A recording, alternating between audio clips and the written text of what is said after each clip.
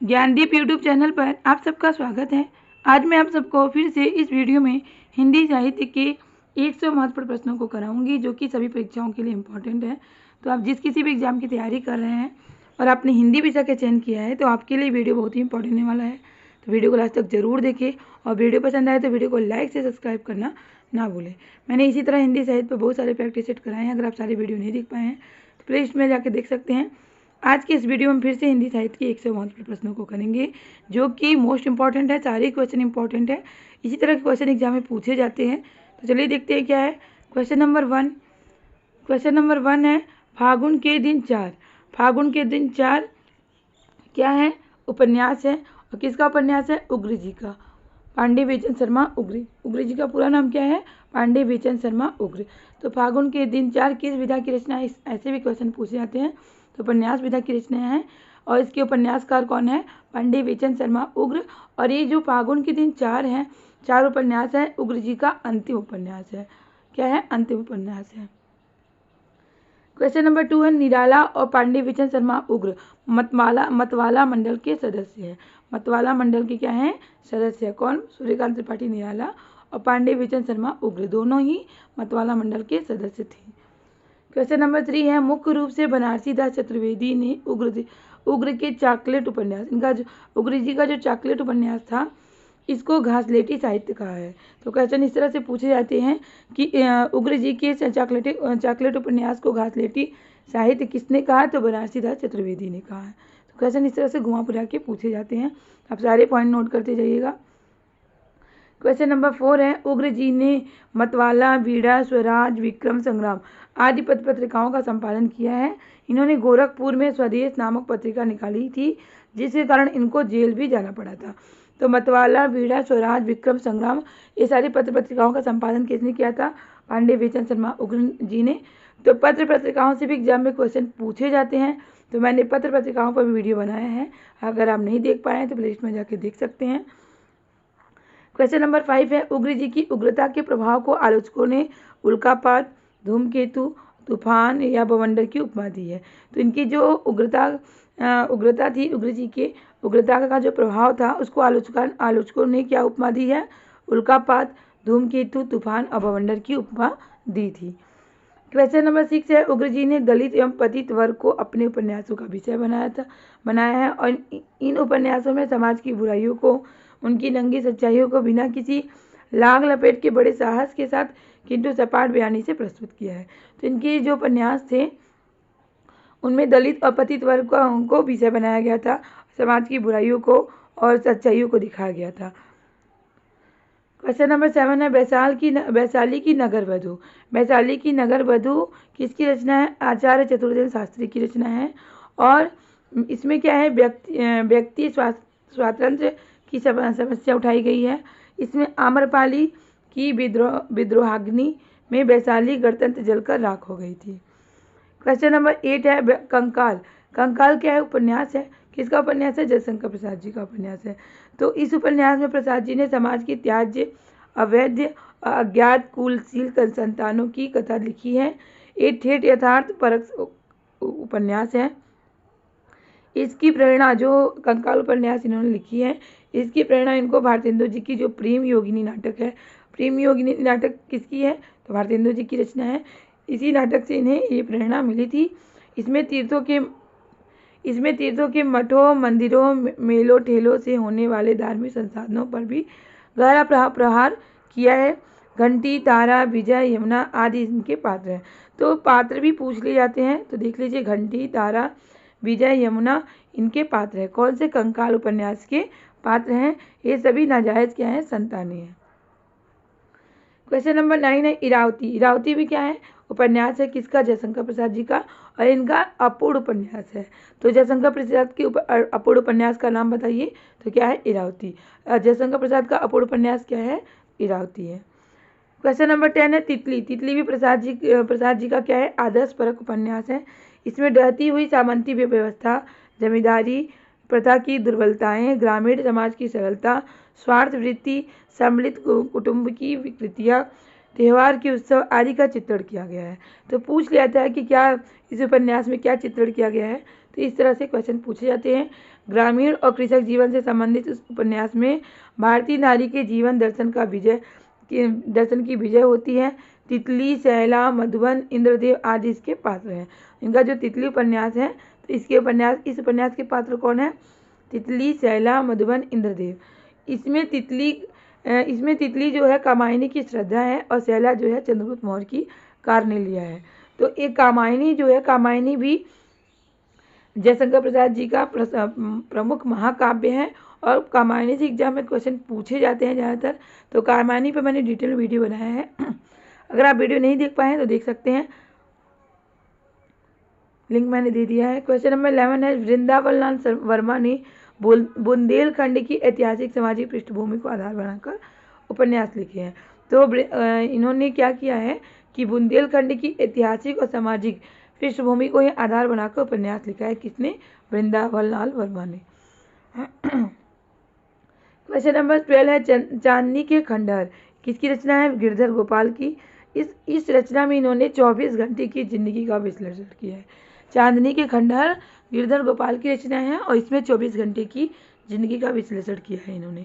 Question number 13 है, अज्ञेय जी के उपन्यासों में अस्वाभाविक एवं असामाजिक यौन प्रवृत्तियों का चित्रण है।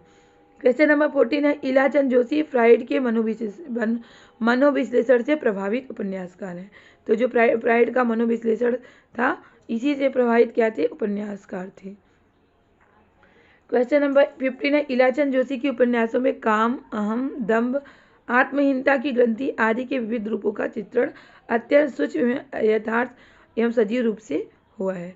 क्वेश्चन नंबर 16 है, सन्यासी किसकी रचना है? इलाचंद जोशी की रचना है। और किस विधा की रचना है? उपन्यास विधा की रचना है। में क्या है? मनोविश्लेषणात्मक पद्धति की विविधता देखी गई है। किसमें? सन्यासी उपन्यास में। क्वेश्चन नंबर 17 है, जैनेन्द्र के उपन्यास नायिका प्रधान माने जाते हैं। जैनेन्द्र कुमार के जो उपन्यास है क्या है? नायिका प्रधान उपन्यास है। क्वेश्चन नंबर 18 है, मुक्तिबोध उपन्यास। मुक्तिबोध किसका उपन्यास, किस विधा की रचना है? उपन्यास विधा की रचना है। और रचनाकार कौन है? जैनेन्द्र कुमार है। इसी रचना के लिए इन्हें जैनेन्द्र कुमार को साहित्य अकादमी पुरस्कार मिला था। क्वेश्चन नंबर 19 है, जैनेन्द्र के उपन्यासों में यौन समस्याओं एवं स्वच्छंद प्रणय की अनुभूति का विशिष्ट एवं विचित्र रूप से चित्रण करने के लिए इनको ख्याति प्राप्त हुई है। किसको? जैनेन्द्र कुमार को। क्वेश्चन नंबर 20 है, जैनेन्द्र कुमार भी जो थे फ्राइड के मनोविश्लेषण से क्या थे? प्रभावित थे।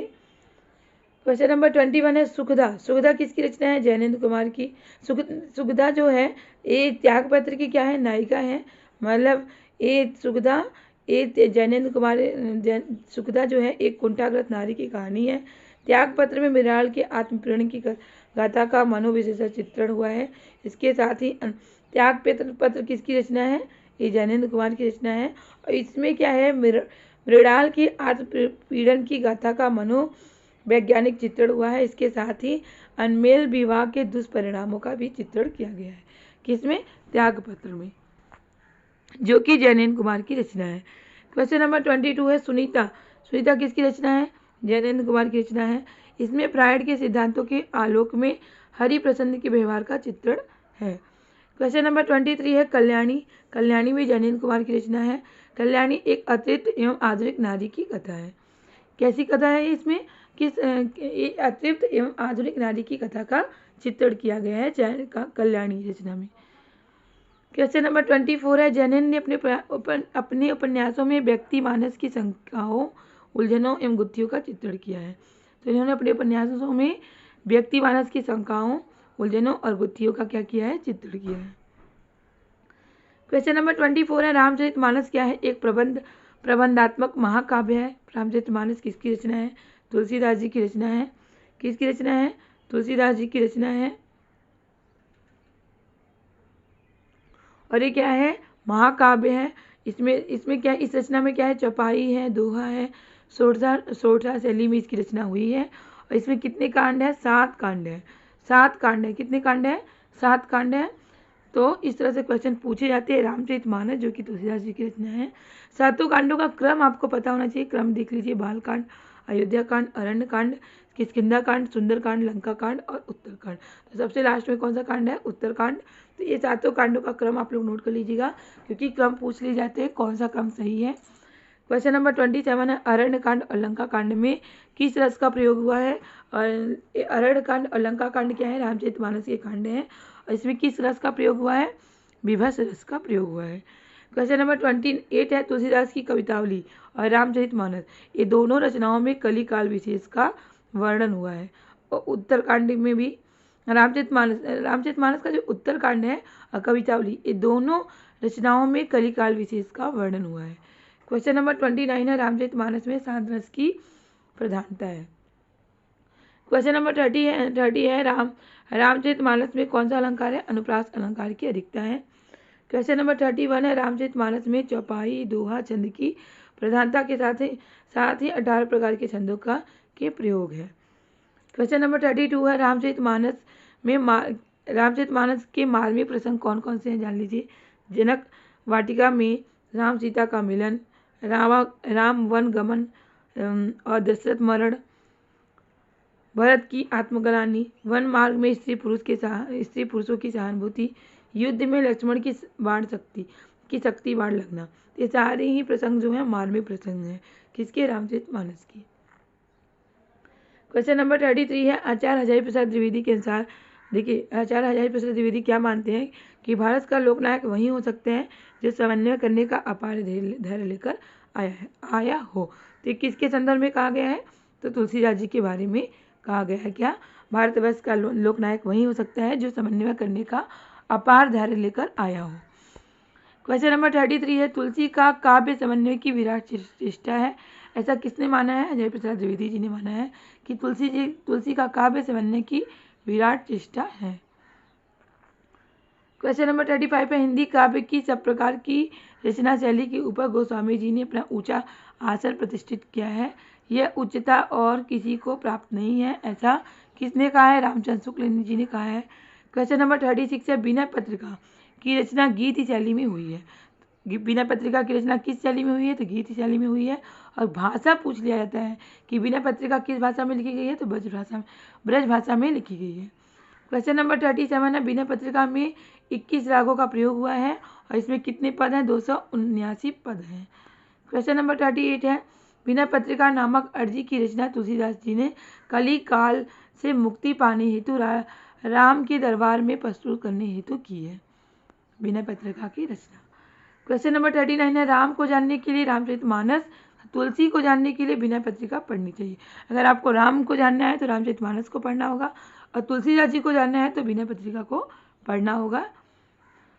क्वेश्चन नंबर 40 है, बिना पत्रिका की रचना तुलसीदास जी ने मिथिला यात्रा प्रस्थान के समय की थी। कब की थी ये रचना? इन्होंने मिथिला यात्रा प्रस्थान के समय बिना पत्रिका की रचना की थी। किसने? तुलसीदास जी ने।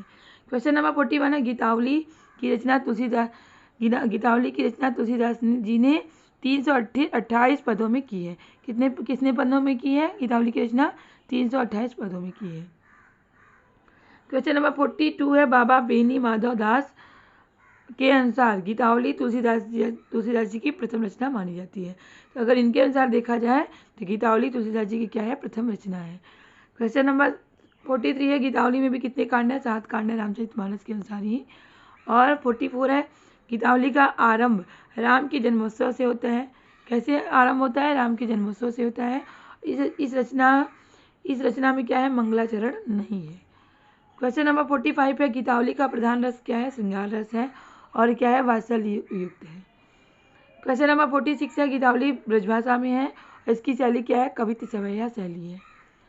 क्वेश्चन नंबर 47 है, गीतावली की रचना स्फुट पदों में हुई है और किस रागों का प्रयोग हुआ है इसमें। क्वेश्चन नंबर 48 है, गीतावली के अनेक पद सूर सागर के समान है। इसमें सूरदास के बाल पद और गीतावली के बाल पद साम्यता रखते हैं। क्वेश्चन नंबर 49 है, रामचरितमानस की सबसे बड़ी विशेषता क्या है? देख लीजिए। कवि के द्वारा कथा के मार्मिक स्थलों की पहचान करना, यही इसकी क्या है? रामचरितमानस की सबसे बड़ी विशेषता है। क्वेश्चन नंबर 50 है, कवितावली की रचना तुलसीदास जी ने कवित्त सवैया शैली में की है। तो रचना किस शैली में की है? क्वेश्चन पूछ लिए जाते हैं। तो कवितावली की रचना किस शैली में की है? कवित्त सवैया शैली में की है। तुलसीदास जी पर मैंने डिटेल वीडियो बनाया है, जिस पर मैंने इनकी रचनाओं पर भी चर्चा किया है। आप वीडियो देख सकते हैं, लिंक मैंने दे दिया है। क्वेश्चन नंबर 51 है, कवितावली किस भाषा में है? ब्रज भाषा में लिखी गई है। किसमें कितने छंद है? 325 छंद है।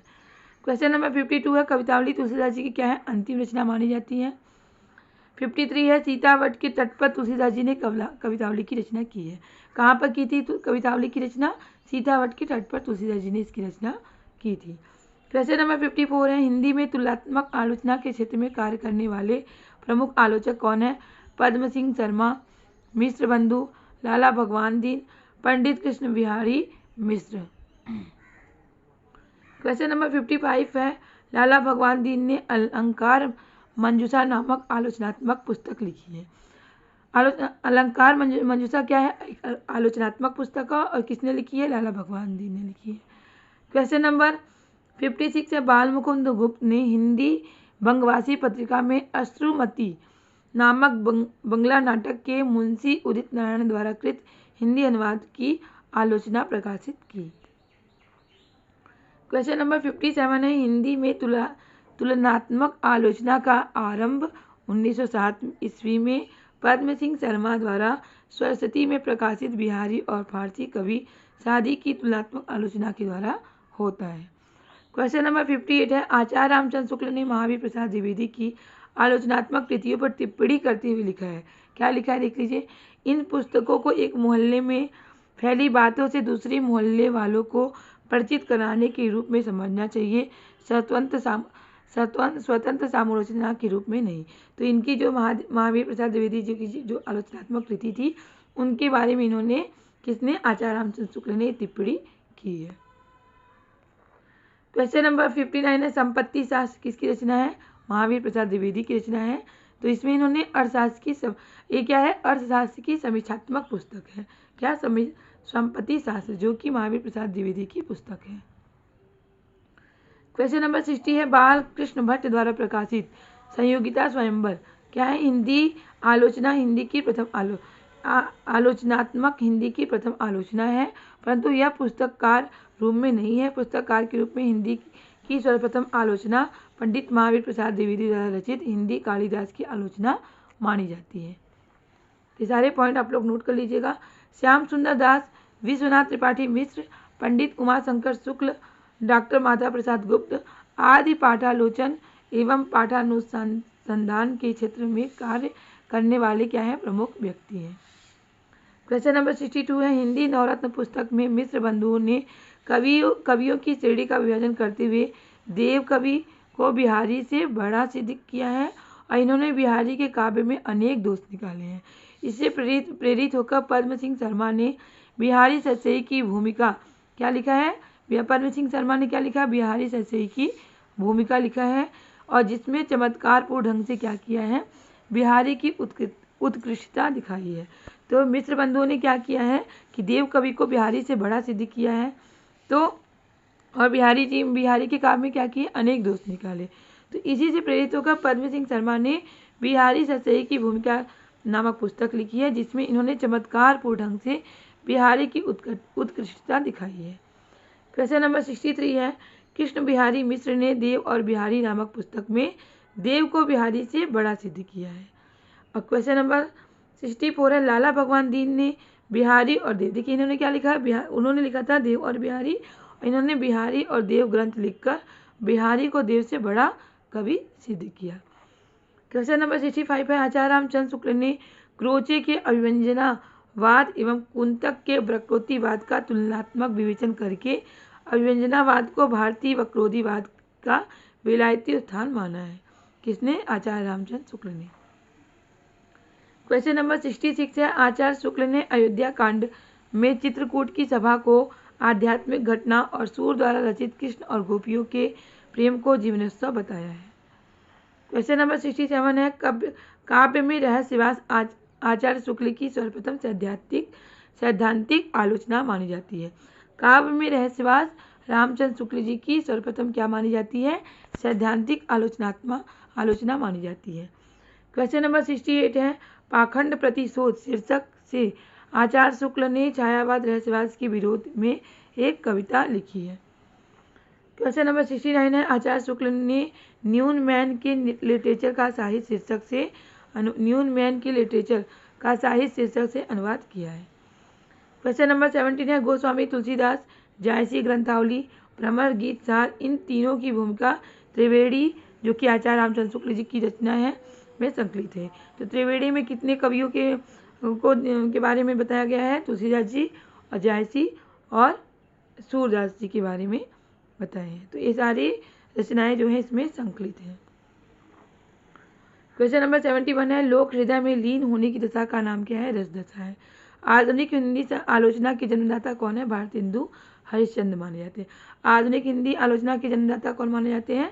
भारतेंदु हरिश्चंद्र जी माने जाते हैं। क्वेश्चन नंबर 73 है, मिश्र बंधुओं ने सर्वप्रथम देव को बिहारी से बड़ा सिद्ध करके देव बड़े की बिहारी विवाद को जन्म दिया। तो मिश्र बंधुओं ने देव को बिहारी से बड़ा सिद्ध किया और क्या किस विवाद को जन्म दिया? कि देव बड़े की बिहारी। क्वेश्चन नंबर 74 है, आचार्य शुक्ल ने भारतेंदु की हिंदी को हरिश्चंद्र हिंदी कहा है। क्वेश्चन नंबर 75 है, रीतिकालीन कवियों को रीतिबद्ध, रीतिसिद्ध और रीतिमुक्त में विभाजित करने का श्रेय किसे दिया जाता है? विश्वनाथ प्रसाद मिश्र ने। तो विश्वनाथ प्रसाद मिश्र ने रीतिकाल को 3 काव्यधारा में बांटा है, रीतिबद्ध, रीतिसिद्ध और रीतिमुक्त काव्यधारा में बांटा है। क्वेश्चन नंबर 76 है, हिंदी में साहित्य संबंधी विषय पर पहला शोध प्रबंध पीताम्बर दत्त भटवाल ने लिखा है। क्वेश्चन नंबर 77 है, सूर्यकांत त्रिपाठी निराला ने रीतिकाल को क्षयग्रस्त कहा है। ये छायावादी कवियों में एक सफल आलोचक माने जाते हैं। कौन? सूर्यकांत त्रिपाठी निराला। क्वेश्चन नंबर 78 है, शंकर नदी नद नदीचन के नीरों की भाप बन अंबर ते उठी चढ़ जाएगी, दोनों ध्रुव छोरन लो पल में पिघल कर घूम घूम धरती धूरी सी बढ़ जाएगी। तो ये पंक्ति किसके द्वारा कही गई है? नाथूराम शर्मा के द्वारा कही गई पंक्ति। क्वेश्चन नंबर 79 है, सुभद्रा कुमारी चौहान की मृत्यु 44 वर्ष की अल्पायु में मोटर वाहन दुर्घटना से हो गई थी। क्वेश्चन नंबर 80 है, बालकृष्ण शर्मा नवीन ने भारत के अतीत गौरव का गान किया है।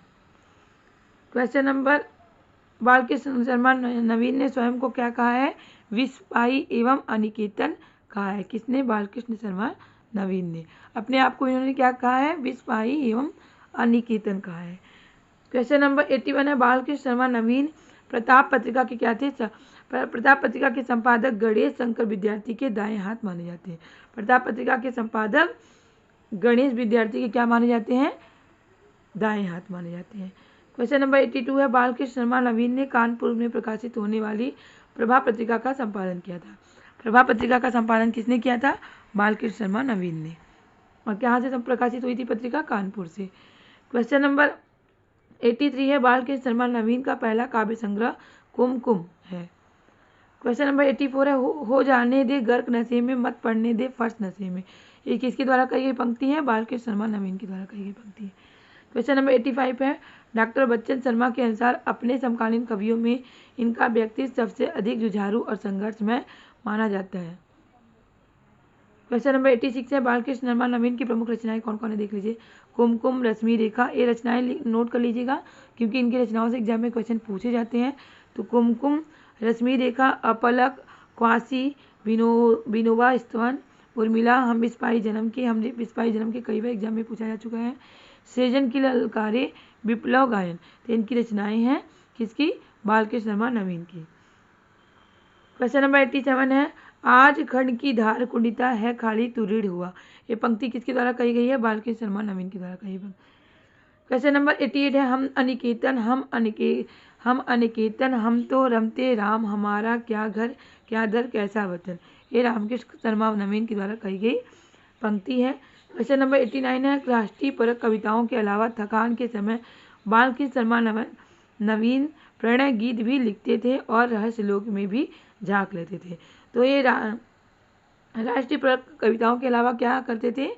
प्रणय गीत भी लिखते थे और रहस्य लोक में भी झांक लेते थे। क्वेश्चन नंबर 19 है, कभी कुछ ऐसी तान सुनाओ जिससे उथल पुथल मच जाए, एक लहर इधर से आए एक लहर उधर से आए। इंपॉर्टेंट पंक्ति है, कई बार एग्जाम में पूछी जा चुकी है।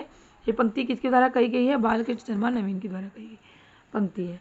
क्वेश्चन नंबर 91 है, ओ बिग मंगे अरे पराजित, ओ मजलूम अरे चिर दोहित, तू अखंड भंडार शक्ति का जाग, अरे निद्रा सम्मोहित। ये पंक्ति किसके द्वारा कही गई है? बालकृष्ण शर्मा नवीन के द्वारा कही गई। क्वेश्चन नंबर 92 है, बालकृष्ण शर्मा नवीन ने गणेश शंकर विद्यार्थी के बलिदान को क्या बलिदान पर प्राण पर नामक खंड काव्य लिखा है? क्वेश्चन नंबर 93 है, बालकृष्ण शर्मा नवीन ने प्रभा और प्रताप एक पत्रिका का संपादन किया है। तो प्रभा और प्रताप पत्रिका का संपादन किसने किया है? तो बालकृष्ण शर्मा नवीन ने किया है। क्वेश्चन नंबर 94 है, सुभद्रा कुमारी चौहान की कविता झांसी की रानी जनता में सर्वाधिक प्रसिद्ध है। तो झांसी की रानी जो कविता है किसके द्वारा लिखी गई है? सुभद्रा कुमारी चौहान के द्वारा लिखी गई है और जनता में क्या है? सर्वाधिक प्रसिद्ध कविता है। क्वेश्चन नंबर 95 है, सुभद्रा कुमारी चौहान ने पारिवारिक संबंधों को लेकर क्या लिखी है? कविता लिखी है। क्वेश्चन नंबर 96 है, राष्ट्र प्रेम और पारिवारिक जीवन सुभद्रा कुमारी चौहान की कविताओं का प्रमुख वर्ण विषय है। राष्ट्र प्रेम की कविताओं में असहयोग आंदोलन के वीरों का चित्रण किया है। क्वेश्चन नंबर 97 है, सुभद्रा कुमारी चौहान ने मात्र 9 वर्ष की अल्पायु में नीम कविता लिखी थी। 9 वर्ष की अल्पायु में इन्होंने क्या की थी? नीम कविता लिखी थी। क्वेश्चन नंबर 98 है, सुभद्रा कुमारी चौहान की प्रमुख कविताएं देख लीजिए क्या क्या है। झांसी की रानी, जलियांवाला बाग में बसंत, झंडे की इज्जत से, स्वदेश के प्रति, इनकी क्या है? कविताएं हैं। ये कविताओं से एग्जाम में क्वेश्चन पूछे जाते हैं। क्वेश्चन नंबर 99 है, सुभद्रा कुमारी चौहान की प्रमुख रचनाएं क्या है? रचना क्या है? मुकुल और त्रिधारा, इनके क्या है? प्रमुख रचना है। लास्ट क्वेश्चन है, क्वेश्चन नंबर 100 है, मैं बचपन को बुला रही थी, बोल उठी बिटिया मेरी, नंदन वन सी फूल उठी है छोटी सी कुटिया मेरी। महत्वपूर्ण पंक्ति है, इंपॉर्टेंट पंक्ति है और किसके द्वारा कही गई पंक्ति है? सुभद्रा कुमारी चौहान के द्वारा कही गई पंक्ति है। तो उम्मीद है कि आपको वीडियो जरूर पसंद आया होगा। वीडियो पसंद आया तो वीडियो को लाइक से सब्सक्राइब करना ना भूलें, क्योंकि आपका लाइक से सब्सक्राइब ही हमें मोटिवेट करता है इस तरह के क्वेश्चन, इस तरह के टॉपिक लाने के लिए, जिससे आपकी अच्छी तैयारी हो सके और अपने एग्जाम में सफल हो सके। इसी तरह के क्वेश्चन, इसी तरह के टॉपिक की तैयारी करने के लिए हमारे चैनल से जुड़े रहें। तब तक के लिए मिलते हैं नेक्स्ट क्लास में। बाय।